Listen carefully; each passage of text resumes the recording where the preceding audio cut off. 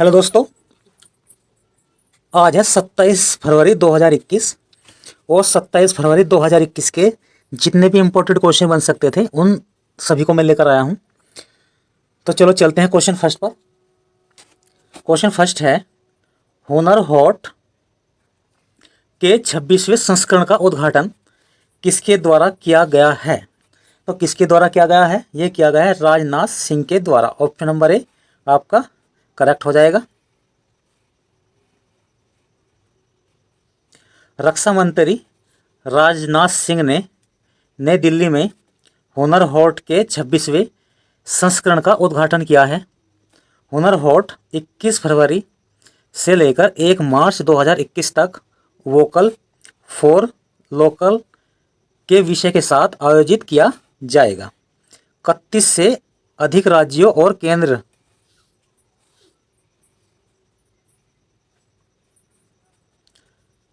शासित प्रदेशों के 600 से अधिक कारीगर और शिल्पकारों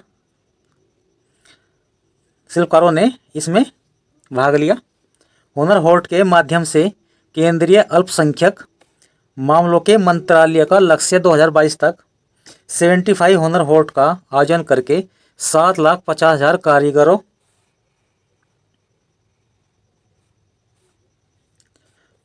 को रोजगार के अवसर प्रदान करना है। जब भारत अपनी स्वतंत्रता के 75 सालवा जश्न मनाएगा, ठीक है, इनके 75 जब साल भारत के हो जाएंगे तो उस टाइम तक भारत 7,50,000 कारीगरों को रोजगार देगा। ठीक है, नेक्स्ट चलते हैं।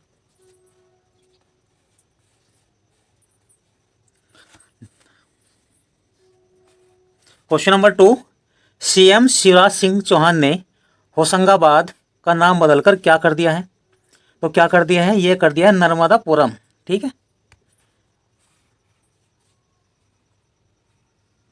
मध्य प्रदेश राज्य के होशंगाबाद शहर का नाम बदलकर नर्मदापुरम रखा जाएगा। इसकी घोषणा मध्य प्रदेश के मुख्यमंत्री शिवराज सिंह चौहान ने होशंगाबाद में आयोजित नर्मदा नदी कार्यक्रम के दौरान की। पहले होशंगाबाद का नाम एक हमलावर होशंग शाह के नाम पर रखा गया था, जो मालवा का पहला शासक था।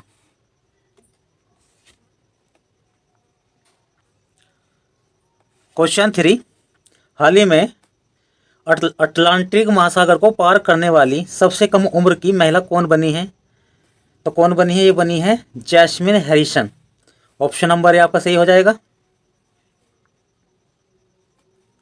इंग्लैंड की एक ब्रिटिश महिला जैस्मिन हैरिसन अटलांटिक महासागर को अकेले पार करने वाली सबसे कम उम्र की महिला बन गई है। यूके के नॉर्थ यॉर्कशायर के थ्रस्ट के से 21 वर्षीय जैस्मिन ने अटलांटिक अभियान द्वारा आयोजित 2020 तालिस्कर व्हिस्की अटलांटिक चैलेंज में शीर्ष स्थान हासिल करके यह उपाधि हासिल की है। नेक्स्ट चलते हैं। मैरीटाइम इंडिया समिट के दूसरे संस्करण का उद्घाटन किसके द्वारा किया गया है? तो किसके द्वारा किया गया है? ये किया गया है प्रधानमंत्री मोदी जी के द्वारा, इनके पीएम द्वारा। ठीक है, ऑप्शन नंबर आपका बिल्कुल सही हो जाएगा। प्रधानमंत्री नरेंद्र मोदी 2 मार्च से 4 मार्च तक 2021 वर्चुअल मैरीटाइम इंडिया समिट 2021 का उद्घाटन करेंगे। मैरीटाइम इंडिया समिट 2021 भारत सरकार के केंद्रीय पत्तन, पोत, परिवहन और जलमार्ग राज्य मंत्रालय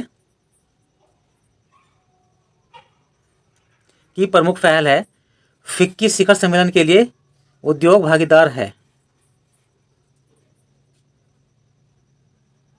क्वेश्चन नंबर 5, नागालैंड में स्कूली शिक्षा को बढ़ाना देने के लिए भारत ने विश्व बैंक के साथ कितने मिलियन डॉलर का समझौता किया है? तो कितने मिलियन डॉलर का किया है? ये क्या है? 68, ठीक है, 68 मिलियन डॉलर का। तो भारत सरकार, नागालैंड सरकार और विश्व बैंक ने नागालैंड कक्षा शिक्षण और संस्थाधन परियोजना को बढ़ावा देने के लिए 68 मिलियन डॉलर के समझौते पर हस्ताक्षर किए ताकि नागालैंड में स्कूलों का शासन बढ़ाया जा सके। International bank for reconstruction and development से 68 मिलियन का ऋण की 5 वर्षों की अनुग्रह अवधि सन्निहित 14.5 वर्षों की अंतिम परिपक्वता है। नागालैंड के जो मुख्यमंत्री हैं वे नेफ्यू है और नागालैंड के जो राज्यपाल है RN रवि। ठीक है, RN रवि है। और विश्व बैंक का मुख्यालय वाशिंगटन DC में है। ठीक है, अमेरिका देश में विश्व बैंक के अध्यक्ष जो है डेविड मालपास है और विश्व बैंक की स्थापना 1944 को हुई थी। क्वेश्चन नंबर 6 पर चलते हैं। निम्न में से किस राज्य के मुख्यमंत्री अशोक गहलोत ने वित्त वर्ष 2021-22 के लिए बजट पेश किया है? तो ये क्या है? राजस्थान राज्य के लिए। ठीक है, क्योंकि राजस्थान राज्य के ये क्या है? मुख्यमंत्री है। तो राजस्थान की बात है, राजस्थान की राजधानी जयपुर है।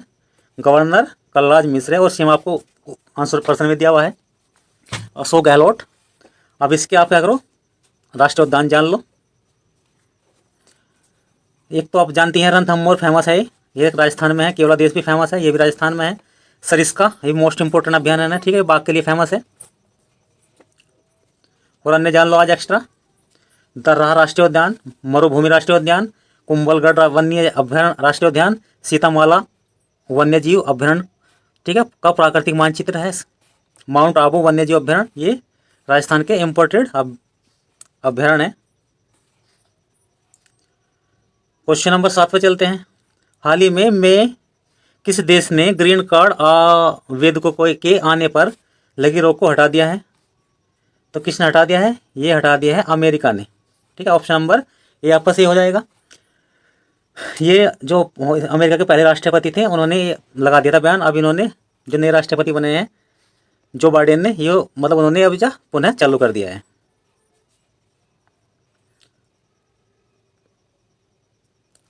क्वेश्चन 8, आत्मनिर्भर कृषक समृद्धि विकास योजना किस राज्य में शुरू की गई है? तो किस राज्य में शुरू की गई है? उत्तर प्रदेश राज्य में। इस योजना को शुरू करने का उद्देश्य किसानों की आय को बढ़ाकर उन्हें एक समृद्ध और खुशहाल जीवन प्रदान करना है। इस योजना का उद्देश्य 2022 तक किसानों की आय में वृद्धि करना तथा नई तकनीकों को नियोजित करना है। क्वेश्चन नंबर 9, लाल फकीर, ठीक है, एक योजना है, किस राज्य ने शुरू की है? तो लाल फकीर योजना किस राज्य ने शुरू की है? ये की है आपके पंजाब राज्य ने। ऑप्शन नंबर ई आपका सही हो जाएगा। इस परियोजना के तहत लाल फकीर का तात्पर्य उस भूमि से है जो गांव के निवास का एक हिस्सा है और इसका उपयोग केवल गैर कृषि उद्देश्यों के लिए किया जाता है। उनके संपत्ति के अधिकार का मुद्रीकरण करने में सक्षम बनाया जाएगा। लाल फकीर के अंतर्गत आने वाले मार्गों में तालाब, आम सभा, यहाँ तक कि मार्गों, सड़कों भी शामिल है। पंजाब की राजधानी चंडीगढ़ है। पंजाब के सीएम अमरिंदर सिंह है और पंजाब के जो गवर्नर है विजेंद्र सिंह, ठीक है, विजेंद्र पाल सिंह, यानी कि VP सिंह बदनौर है। ठीक है, मैंने आपको ये इसका पूरा नाम बता दिया, नहीं तो शॉर्टकट में VP सिंह लिखा रहता है सब जगह।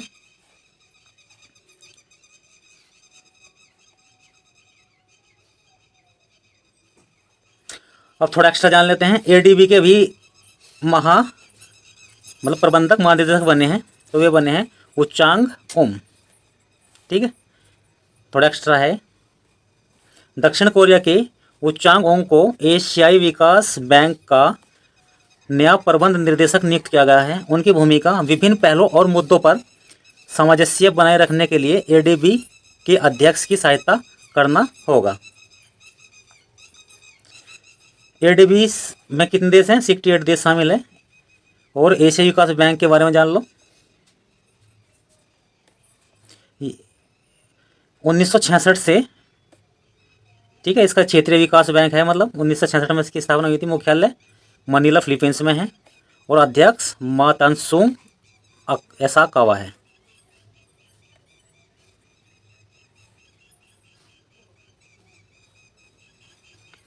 स्कॉच गोल्ड अवार्ड से, ठीक है, मतलब कौन सा जिला जिसे सम्मानित किया गया है? तो किया गया अयोध्या जिले को। ठीक है, इसके बारे में जान लो, ये बिना ऑप्शन के दे दिए मैंने थोड़े क्वेश्चन। कोविड-19 के प्रचार को प्रतिबंधित करने के लिए किए गए उपायों के लिए अयोध्या के जिला प्रशासन को स्कॉच गोल्ड अवार्ड से सम्मानित किया गया। स्कॉच पुरस्कार व्यक्तियों, संस्थानों और परियोजनाओं को प्रदान किया जाता है जिनका समाज को रहने के लिए एक बेहतर जगह बनाने में महत्वपूर्ण योगदान होता है। स्कॉच समूह द्वारा 2003 से पुरस्कार दिए गए हैं। वर्तमान में स्कॉच समूह के अध्यक्ष समीर कोचर है। कौन है? समीर कोचर हैं स्कॉच समूह के अध्यक्ष। पुरस्कारों को विभिन्न श्रेणियों में शासन क्षमता निर्माण से लेकर समावेशी विकास, नागरिक सेवाओं के वितरण तक से सम्मानित किया जाता है। इसका उद्देश्य सामाजिक, वित्तीय और डिजिटल समावेश को बढ़ाना है।